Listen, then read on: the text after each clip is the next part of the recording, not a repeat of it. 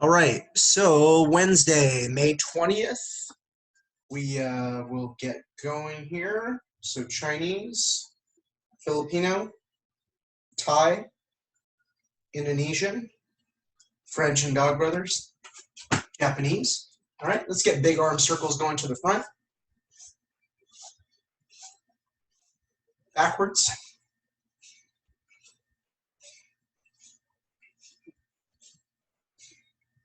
Good. Palms out, medium circles to the front.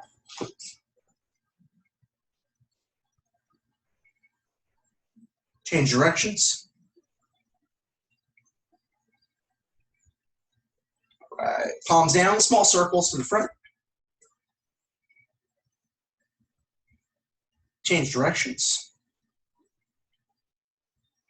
All right, alternating hugs. Take all that tension out of your shoulders.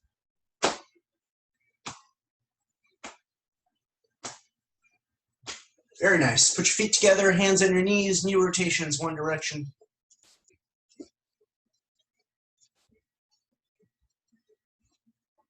Go the other way.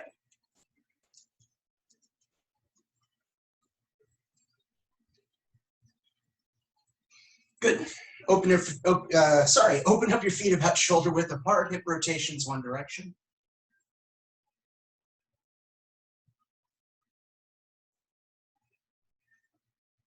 Go the other way.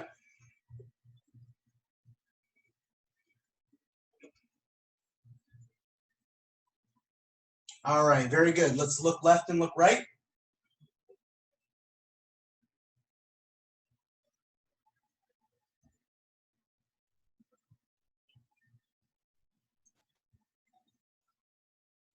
Good. Look up and look down.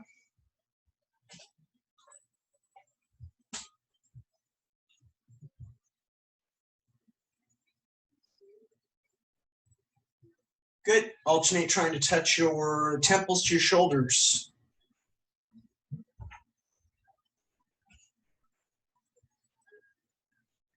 All right, time. Very nice. Okay, so we're going to face forward, make fists. All right, and so every time I count, we're firing a set of 3. We switch which fist is in front. Ready? So we start center, 1. Go to your left, 2. Center, 3. Right, 4. Center, 5. Left, 6. Center, 7. Right, 8. Center, 9. Left, 10. And back to center, one more set. All right, beautiful job. All of you stay empty-handed, please. Let's play our warm-up game. And again, lately I like to feed this with 2 sticks. It just seems to add something different to it. Okay, so round 1, you all know by now, no verbal faking. I will actually say what you're going to get. Here we go. Ready, duck. Jump. Block. Block. Block. Duck. Jump. Block. Jump. Duck. Block. Block. And duck. All right, very nice. Round 2, as you know by now, will include some verbal fakery. So pay attention to what I'm actually doing with the sticks as opposed to what I say. Okay, round 2, here we go. Ready, block. Block. Duck. Duck. Jump. Jump. Jump.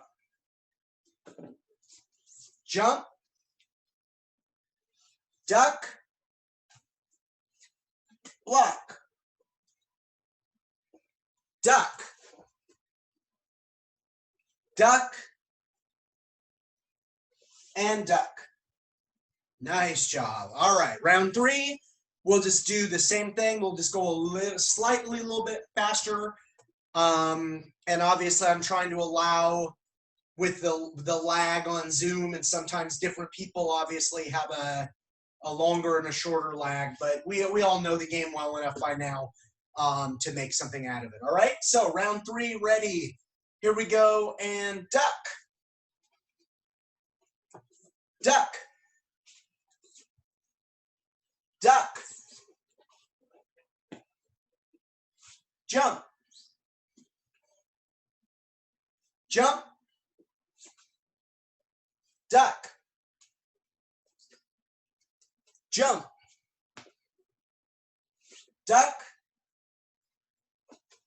Block. Duck. Duck.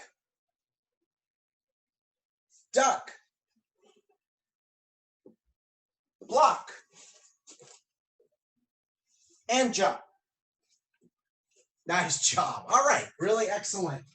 Everybody looks great. So let's review our Thai Boxing Association, or now it's the World Thai Boxing Association, the focus mitt drill. What we'll actually do is we'll review the basics, and then everybody who's here is ready for some new additions. Okay, so let's go over the orange belt, the basic requirements first, and then we'll break down a few other new things for you. Okay, so respects, everybody in a left lead, myself included. All right, and jab. And cross. And 4 count, jab, cross, slap, cross. And bob and weave to slap, cross. And bob and weave to cross, slap, cross. Good. And low ride to uppercut, slap, and cross. And low ride to uppercut, cross. All right, and cross. And jab. And cross. And bob and weave to slap, cross. Nice. And 4 count, jab, cross, slap, cross. And low ride, uppercut, slap, and cross. All right, time. Nice, respects, good job. Okay, so those are all the bare essentials, and we've been doing those for a while now. Everybody looks really good. So let's add a little bit. Everybody get in a left lead. Okay, so as you know, I've done this drill over the last like 15 years. There's been standards and changes, but what you already know are the most essential parts of the drill. First areas that we usually like to add in some changes is the 4 count. So everybody left lead. So do 1 4 count in the air, jab, cross, slap, cross. Okay. Where the changes usually come in are the second to last punch. So for example, everybody jab, cross, body slap, cross. Jab, cross, everybody see it? Beautiful, okay? That's another variation. Everybody jab, cross, uppercut, cross. So that's another variation. Everybody jab, cross, hammer fist, cross.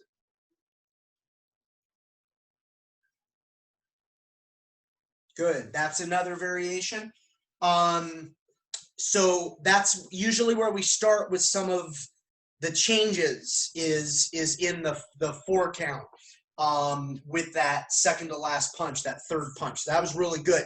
Some of the other things we like to add in that you might see is sometimes you'll see this hold, and we'll say 3 uppercuts.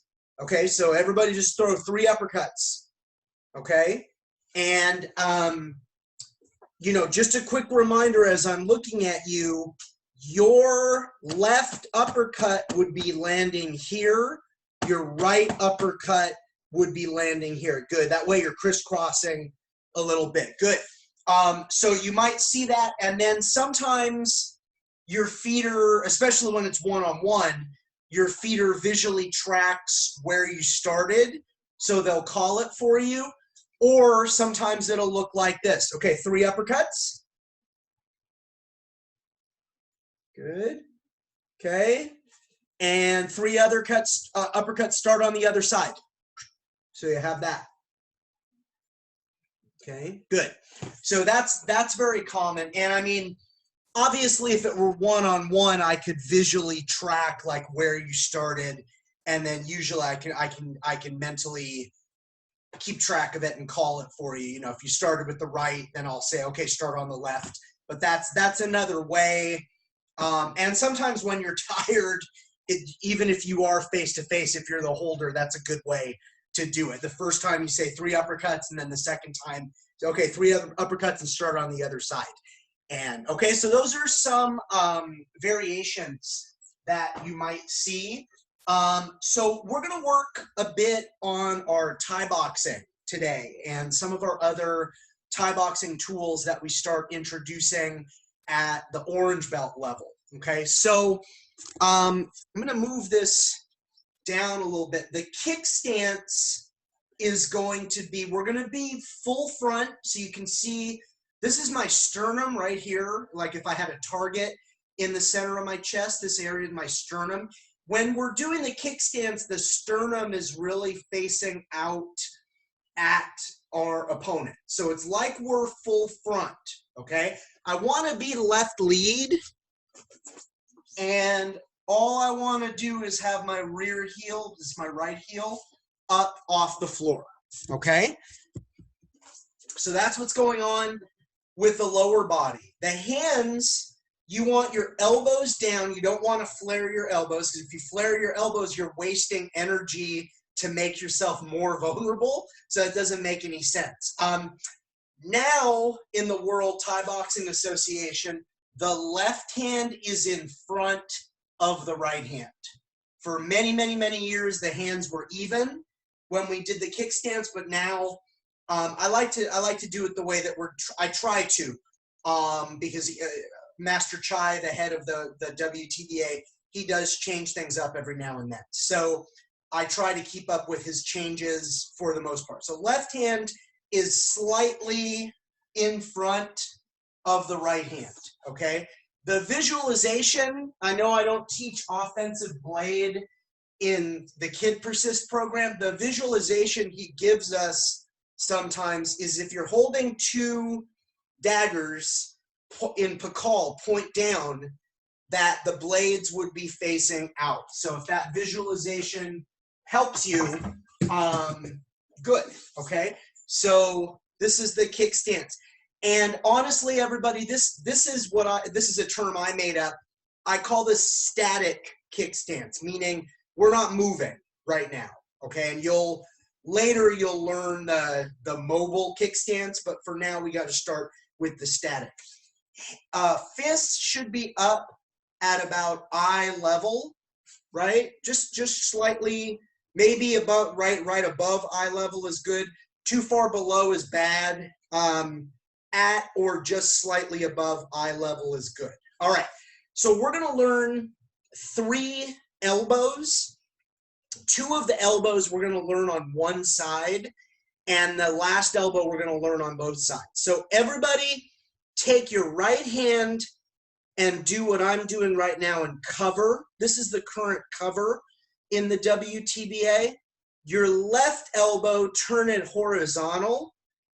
Bend your wrist so your knuckles are pointing out a little bit, and elbow in. So I'm hitting this direction. This is a lead horizontal elbow, okay? So right hand, good. And for all of you, it's from your perspective, you're elbowing me this direction with your left elbow. Okay, so what we want to do, we usually build it. Okay, so we'll build it a couple of times and then we'll just make it one motion. So when I say one, everybody go here. And then when I say go, everybody hit this elbow and then wait. And when I say reset, we're going to go back to this kickstance. Okay, now even though it's off camera, make sure you're disciplined and that you're not letting your right heel touch the ground. Remember my foot, right? I want my heel the whole time I'm doing this. I'm not flat-footed. This is my right foot here that I'm moving, not this. I want my heel up off the ground. So everybody, even though it's off camera, everybody stay disciplined and keep that heel up off the ground, okay? So let's try it a few times. Ready, one, go. Reset, nice. One, go. Reset, okay? That looks really sharp. Now imagine when I say go, imagine that you were actually, like I have this thing here, okay? Imagine that you're actually coming straight across horizontally. You'd be hitting me that way across somebody's face. And we bend this. It's sort of the same reason like on angle 5 why we do this. But here, you see what happens with my forearm is once I bend this, it tightens all of this and makes that elbow even worse. Like getting hit with an elbow is no fun, but I'm assuming if you're making the determination that you need to use an elbow, it's like a really serious situation. So probably you want your elbow to do as much damage as possible. So based on, like, otherwise you wouldn't be elbowing, you'd be slapping, okay? So based on that, make sure this, I know it's awkward at first if you're not used to this, but you want this bent, okay? And that's a really important point. My elbow, the side that's elbowing terminates inside rather than outside the cover, okay? So let's do a few more together and then we're gonna take away the steps and make this one motion. Ready? One, go. Reset. That looks sharp. Ready? One, go. Reset. Two more. One, go. Reset. And one more. One, go. Reset. Nice job. Okay, so now I'm just going to say go. We're going to elbow, and we're going to say the word sock. S-A-W-K. Sounds exactly like, pronounced exactly the same way as what I'm wearing on my feet. Okay, sock. Sock means elbow in Thai, but it's a homonym. Okay, so the sounds the same but spelled differently. But again, we're anglicizing a Thai word. When we anglicize this sock rather than the ones on my feet, we spell it S-A-W-K. Okay, so procedurally it'll look like this. So I'll call it for you. Go, sock, reset. And then we come back here. Go, sock, reset. That's what we're going to do. Okay, so we'll do some reps together. Hopefully nobody feels silly. I know you're all muted. Do the verbalization. There's a reason for that, and I'll explain it. So even if you're feeling shy or you live in a really small space or you have neighbors, sock, at least say it. That, like, you can whisper it, but make sure you do it. That verbalization's really important. Okay, everybody ready? We're in our kickstance. We're not letting our right heel touch the ground. And go, sock, reset. Go, sock, reset. Nice. Go, sock, reset. Two more. Go, sock, reset, and go, sock, and reset. Beautiful job. Excellent. Okay, and this cover is the equivalent of when we do our boxing, having this here. Okay, so please understand that. Just like hopefully after all these weeks and months and etc., that if, I mean, as we've been training together, you wouldn't throw your jab like this, right? You know that's a recipe for getting knocked out. That this hand would be up, you'd be covering your face, your elbow would be in, and when you're throwing a jab, you have those 3 points of protection, right? 1, 2, and 3. This is where I want to be in that split second, boom, that goes out and comes back. So this is the current cover for an elbow, right? And why is that so important? Well, when we box, when I'm in position or the range to hit somebody in the face with a punch, usually my opponent is in the range to hit me in the face with a punch, especially if it's somebody like me who has shorter arms. Well, now we're in range to elbow, and our opponent is definitely in range to elbow, so this cover becomes all the more important. Okay, so really important that we have that. All right, so everybody back on the kick stance. So that was the lead horizontal elbow. You can certainly do a rear horizontal elbow, but I don't like it as much. Just like when we do our slap and our body slap in the boxing, we're usually thinking about the lead side. Just like that is true, some of the elbows tend to fit people better coming from certain sides of the body. So that was the lead horizontal elbow. Now we're going to learn the rear downward diagonal elbow. Okay, so we're in our kick stance. Our left hand, when I say 1, is going to cover. 2 is going to be, you're going to turn your, opened or closed or opened is good, but you're going to turn your right palm out to your right. And when I say go, here's the downward diagonal elbow. And you can just terminate it right here. Okay, it doesn't necessarily need to go all the way through like it will. We're going to do some Silat later for the adults. This elbow is going to go through. Right now, kickstands, 1, 2, go. You can just terminate right here. Reset. Okay? And I will make the point, because you already know it so well, all of you, that that elbow is striking on angle 1, right? So when you're doing your scream of 1, here's your angle 1, even though I'm in a left lead, this, and I'm using my elbow, that's an angle 1, because you already know that line of attack. Okay, so everybody kick stance. Everybody make sure your right heel is not on the ground. 1, 2, go. Reset. 1, 2, go. Reset. Good. 2 more. 1, 2, go. Reset. And 1, 2, go. Reset. Nice job. Okay. So now I'm just going to say go, sock. You're just going to go right to it. Okay. Put the cover in there. So, I mean, several things are happening at once. This is going into place. That right palm is turning out, and then I'm just hitting that angle. Yeah, we're making it nice, Danny. We're making it one motion. Okay, so everybody kick stance. Check your kick stance. Make sure your elbows aren't flaring. It's a nice part about the video. You can see yourself. Make sure your left hand's slightly in front of the right hand. Make sure your right heel's not touching the ground. Ready, and we're all going to say sock. I'm going to do it with you, okay? I don't like asking my students to do things I'm not willing to do myself. Ready, and go. Sock. Reset.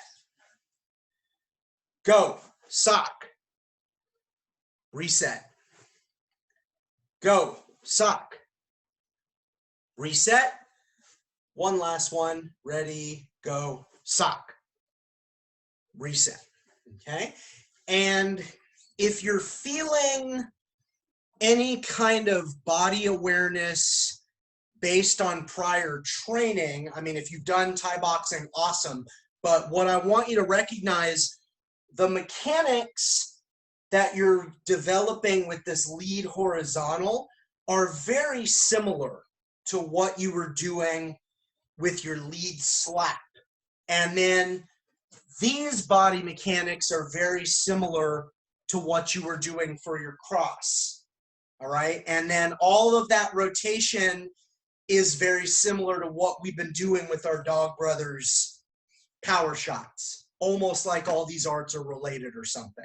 Okay. Now there is one, this is a really important point, and then we're going to learn one more elbow.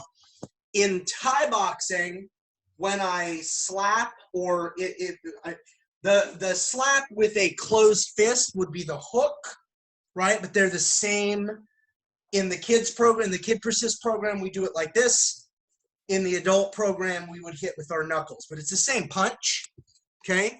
In Western boxing, when we train, very often, and I teach it this way too, with open hand or closed hand, it doesn't matter. Look at this toe in front.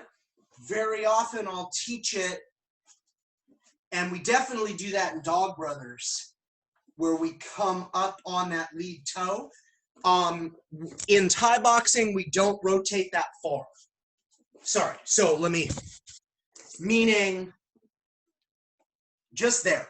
I'm not gonna lift that, because that leg is gonna get kicked in Thai boxing, because kicking the legs is legal. Okay, so the only difference is I just keep my foot like it's glued to the ground. Okay. Last elbow, but we're going to learn it on both sides. So we're in our kick stance.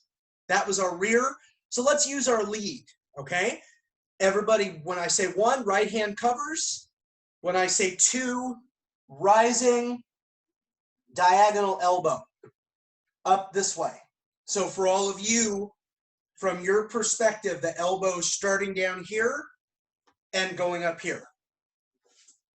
It's got the same 1, and then I'll say go, and we're elbowing. So imagine clipping me up this way with your elbow. It's got the same body mechanics as the lead uppercut for the most part, okay? Again, all these arts work together. So we're in the kick stance. Everybody ready? So right cover 1, and go, and then reset. Good. Ready? 1, and go. Reset. Nice job. And now I'm just, you know what? Now I'm just going to say go, and we're just going to make it one motion. Okay? Everybody ready? And we're going to say sock, and then wait for me to say reset. Okay? Ready and go. Sock. Reset. And go. Sock. Reset. And go. Sock. Reset. Nice job. And let's just see if we can go right to the other elbow. So you can certainly throw horizontals with both. You can, all right? You can throw lead downward diagonal elbow. I don't like that one. It doesn't mean it doesn't go. It doesn't fit me to go lead downward. I like the downward diagonal with the rear. This one, rising diagonal elbow, though, we're going to do it on both sides. So now let's break it down one or two times. Left hand covers, and then right hand elbow. So your right elbow goes up. So it's this direction for all of you here. And again, I'm terminating the elbow inside my cover rather than outside my cover. Okay, so let's see if we can just do that a few times in the air, get comfortable with it, rather than me breaking it down. You're all adept enough to do that, okay? And beautiful. Let's all kick stance, and we're gonna go straight to, I'm gonna say go, and we'll do that right rising diagonal elbow, and we're all gonna say sock, and then wait for me to say reset. Ready, go, sock. Reset. Go. Sock. Reset. Go. Sock. Reset. And go. Sock. Nice job. Beautiful. Okay. So let's nice and relaxed. Let's just review everything that we did from the standpoint of the requirements. There's 3 required elbows. 2 of those we're only doing on one side. So the first one is lead horizontal elbow. So everybody just do that in the air. You don't have to say sock. Just get a few reps.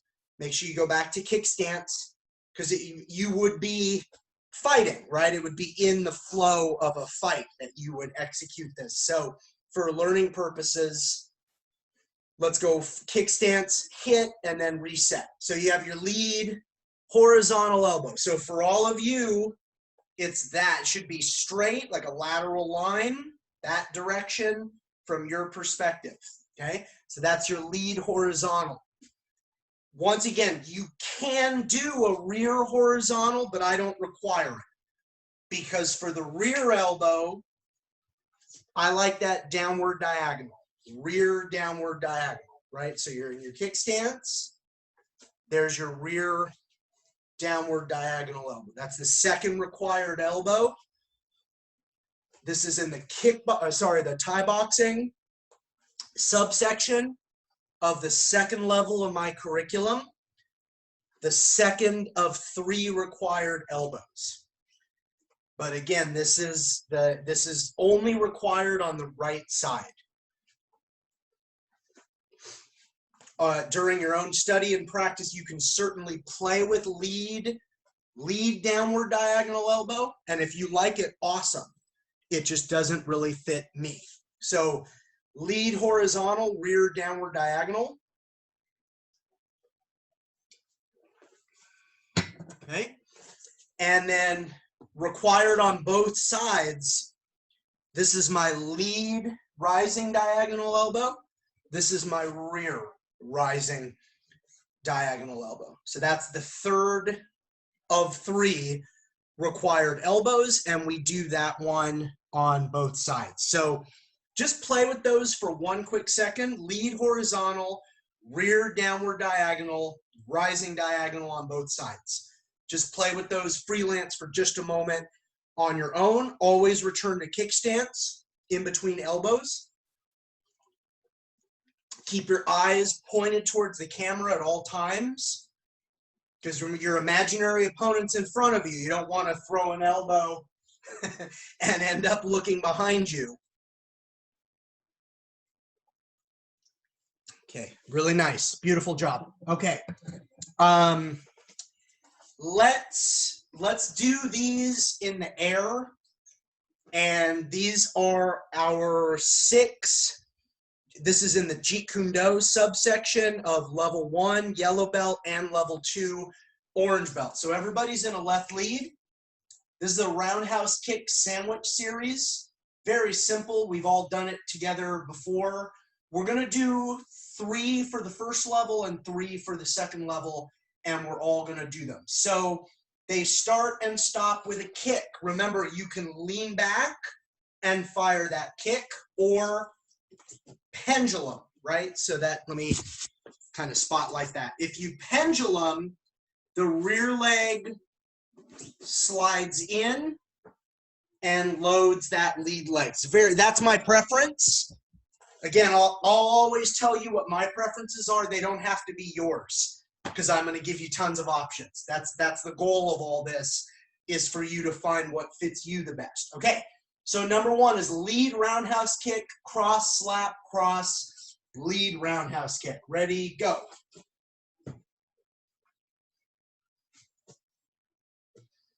Nice job. Okay, let me pause for a quick second, because I know all of you are very, very smart. You learn quickly.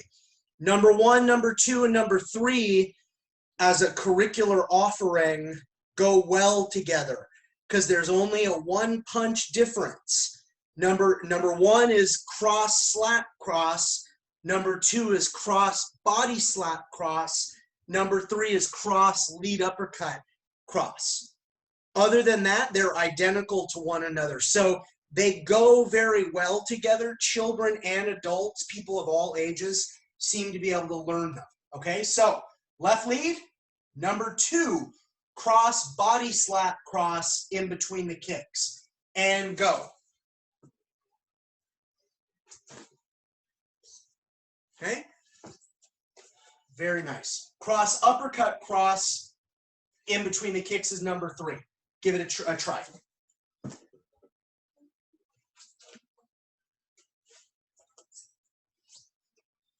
Okay, excellent. Those are seminal, really important curriculum. They also give people a good sense of accomplishment. You're mixing your kicks with your punches. You're stringing together several movements in a row. It's a really good block of curriculum. So those first 3 are in the Jeet Kune Do subsection of yellow belt. The next 3 are in the Jeet Kune Do subsection of orange belt. So rear hammer fist, lead uppercut, rear hammer fist in between the kicks. Give that a try as number 4.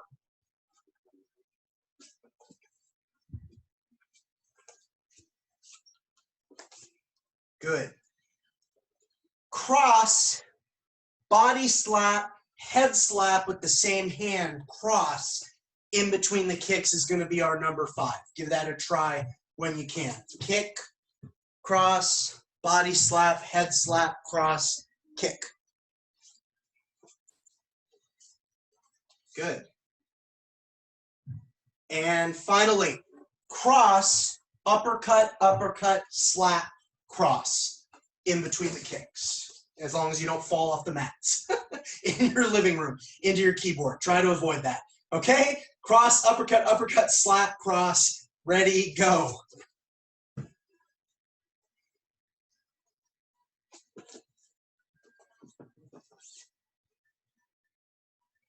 Nice. Very good. Okay? Almost like my little living room, Family Martial Arts Academy living room edition is too small or something, but you all look excellent. Great job. Let's grab a single stick.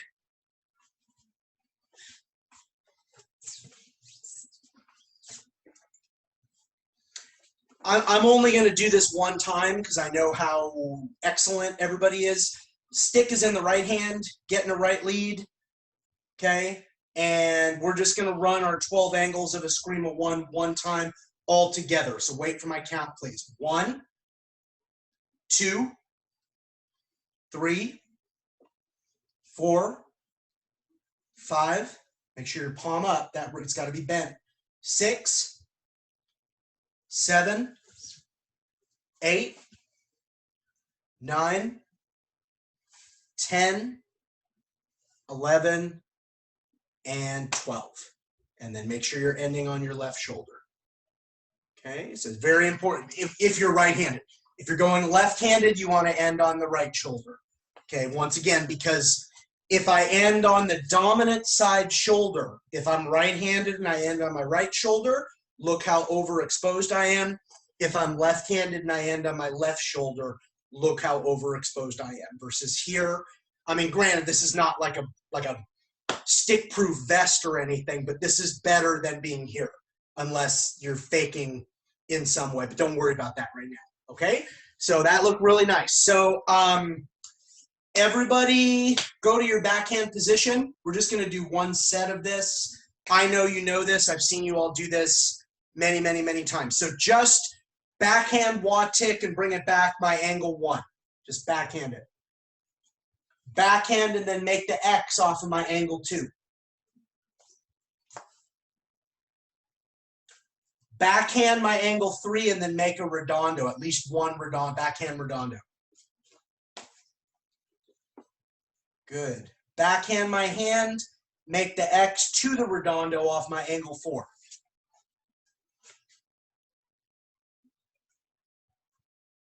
Good. Backhand my angle 5, make the redondo to the X.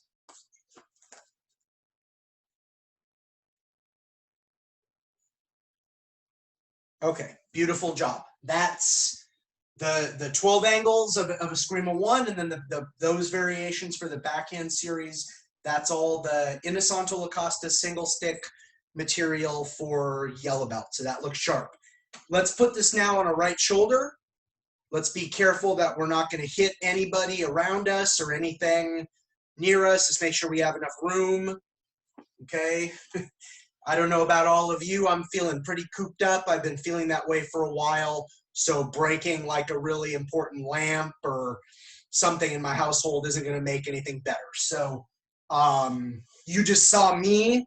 I'm the head instructor. I don't mind being honest. Like, I just fell off my own mats because I don't have adequate training space. I don't have a problem being honest about that. Please be careful. We don't want to damage anything in your home. We don't want to hit anybody. We don't want to knock photos off the wall or anything like that. So make sure you have adequate space. If you don't have adequate space, then swing a little lighter is my recommendation. Okay, so everybody stick on your right shoulder, weight in the front, drop it back. We're just going to isolate power shot 1. If you have the room, you can whistle the stick. This is a very important point that I got from one of my Balintawak instructors, Grandmaster Bobby Tabata. Where is the sound if you are whistling it? If you are whistling it, the sound should be high, like somebody about the same height as you, like you're knocking a hat off their head. This is hard for me to do because I'm going to do it wrong.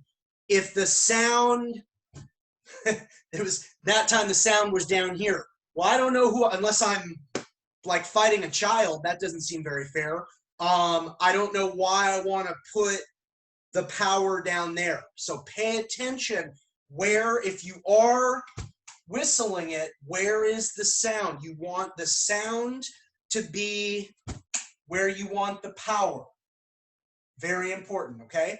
And yeah, some other ideas. You can power assist by pulling with your, on the forehand angle. So my left hand without, this is wrong. Everybody see my thumb? This is wrong. Don't grab. Keep your thumb on top. Keep your thumb out of it. My left hand can literally pull that through the power arc, okay? You can also florete back if you want.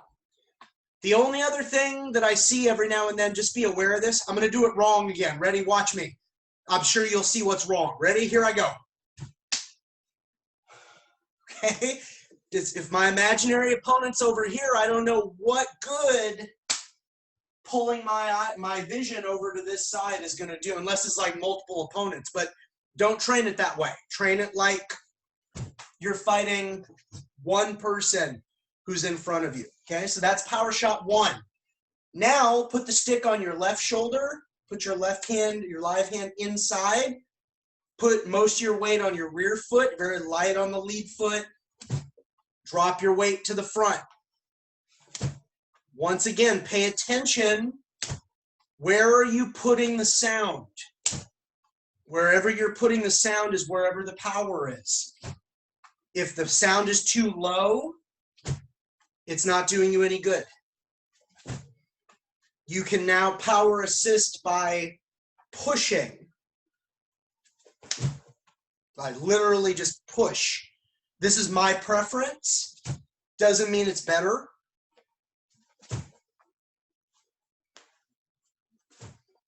Distribute and distribute that body weight every single time. So you start heavy in the back, you finish heavy in the front. Then you reset before the next rep. You can play with your arco and your power assist, or you can just swing it and move it back. There's lots of variations here, actually. There's just swing it and move it back. There's just swing it and arco back. There's power assist and just move it back. Then power assist and arco back. Lots of different options. Okay, Everybody put the stick on your right shoulder. You start heavy in front and then drop it back. This is the high horizontal. So you all would be hitting me this direction, the temple, just what it is. The temple is the target, okay? We want to knock the person out. That's the goal here.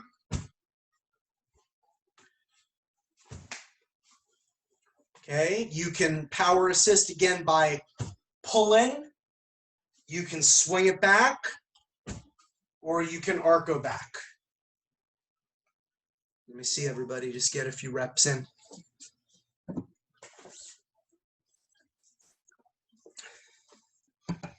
Very nice. Good. Put that on your left shoulder. Start heavy in the back. Finish heavy in the front. Reset it. So the backhand version. Power shot 4. Power assist by pushing. Arco back. Or just swing it back. Okay. So get a few reps. Let me just see 4. Just isolate power shot 4.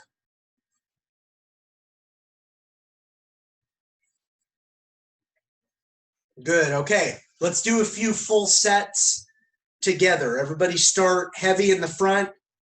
Stick on your right shoulder. Wait for my count. Wait for my directions. Ready. 1, 2, 3, and 4. One more set. We should be right back where we started. Heavy in the front. 1, 2, 3, and 4. Pretty sharp. Take it. This is a little bit of a bonus because the requirement is dominant side. Put it in your left hand. Put your left side in front. Heavy in the front. Let's at least try a few. It's never good to just straight neglect your complementary side. Okay, so start heavy in the front. 1, 2, 3, and 4. 1, 2, 3, and 4. Okay, and relax the body for a second. I would always give you this advice. Any martial arts material where you excel at something, doing it right-handed, or you excel doing something in a left lead, whenever, just as an example, whenever possible, do the same thing with your left hand and work that same material in a right lead. Always put some time into the opposite situation. Okay? All right. Danny, I want you to do us a favor. I'm going to unmute you, okay? I want you to explain and model the Dog Brothers theory of 7 ranges. Okay, hang on one second.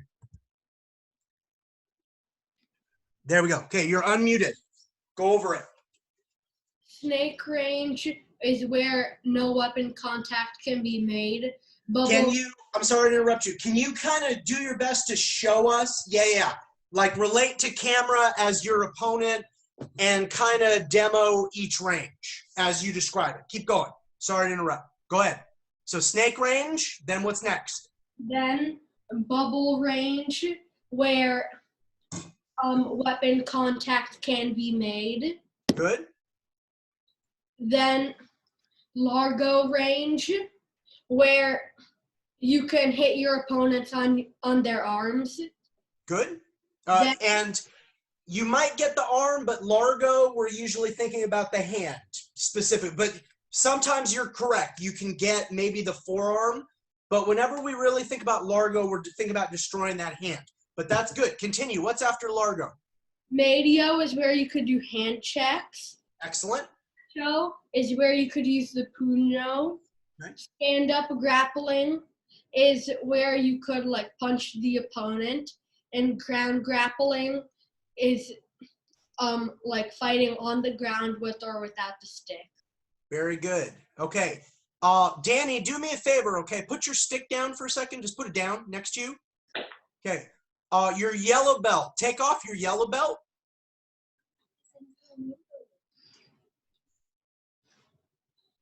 Awesome. Do you have a, and then fold that up. You fold that up nicely, just like we like to. It's always very important.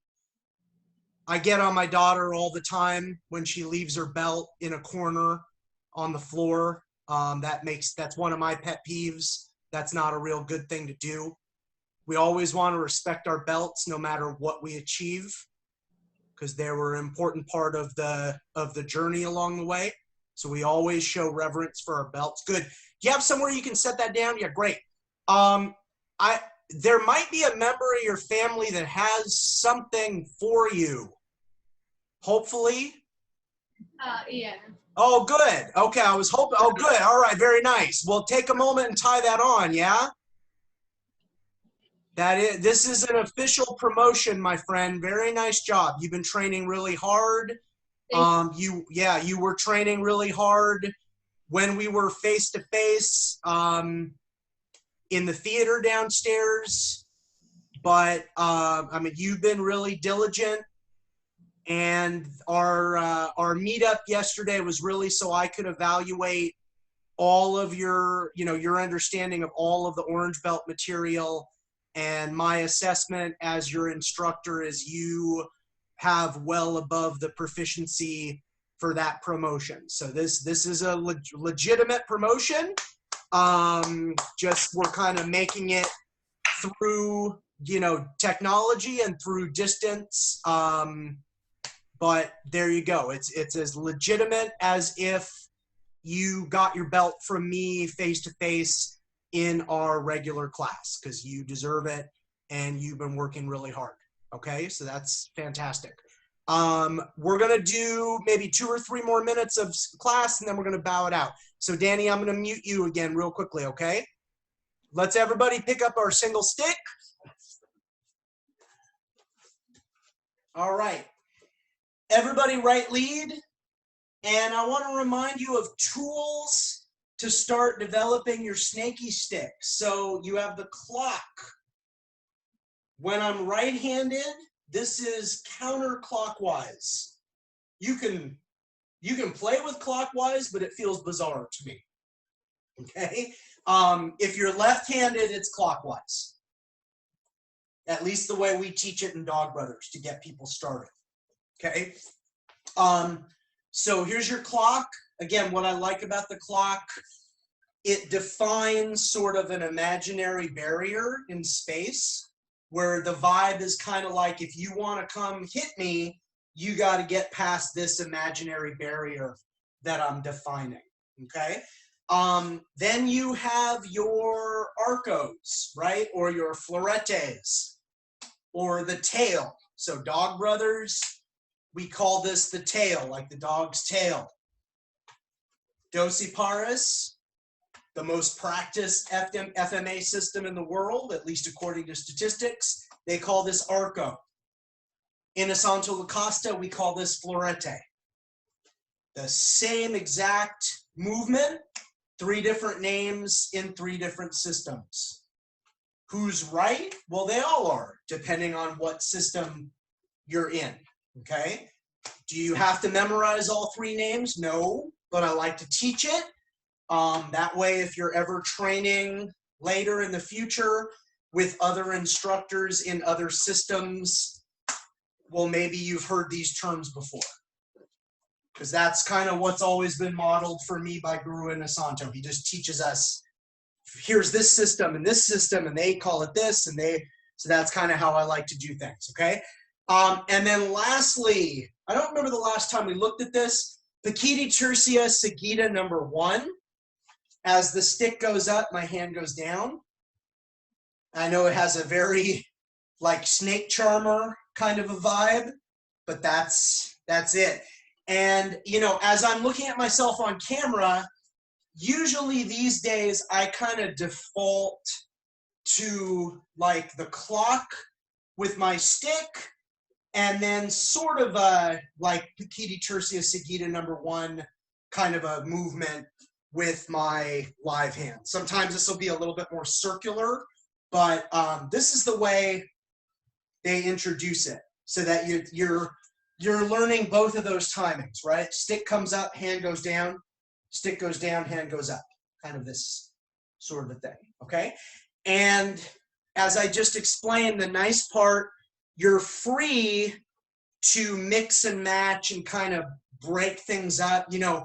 So what do I mean by that? Well, like I was just explaining, usually when I tap in with somebody and I start moving around, I have kind of a circular variation on the hand from Pakiti Tercia Sagita number 1.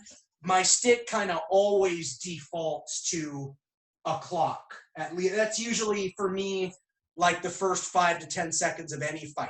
Like that's just what I default to. The moment we tap in, or like in Pakiti Tercia, we start, my opponent would be holding his stick, and then, you know, we have kind of a referee figure who has a stick in the middle, and they kind of lift those, and then we start fighting. Well, what I've noticed from fight footage of myself, usually the first 5 to 10 seconds of every single stick fight, like that's kind of what I default to.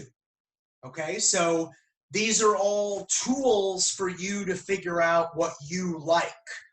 The goal here, any instructors who's any good, I think I'm a fairly decent instructor. The instructor's goal shouldn't be to produce little carbon copies of him or herself. The instructor's goal should be to provide you all enough tools to find your own style, okay? And especially when we talk about like fighting, whether it's stick fighting or empty-handed or whatever that is. That's my job, to give you enough things to look at for you to start to figure out what actually fits you. Because not everything that I'm going to ask you to learn is going to fit you, okay? And that's why sometimes, you know, I talk about preferences, because it's like, well, I had to learn such and such to get whatever, you know, the instructorship or the belt or the sash, but that doesn't mean necessarily that it fits me 100%. All right, everybody, let's put our sticks down, okay? So Danny, congratulations again. Well earned, sir. Excellent job. In just my little commercial part of our broadcast, if anybody has any other interest in formalizing their distance training relationship with me, it's Stoops, OMALC.com, like online martial arts learning community. All right, another great week. Thank you all for joining me and making the time to be here. Chinese, Filipino, Thai, Indonesian, French and Dog Brothers, Japanese. All right, I'm going to stop the recording. Thanks, everybody.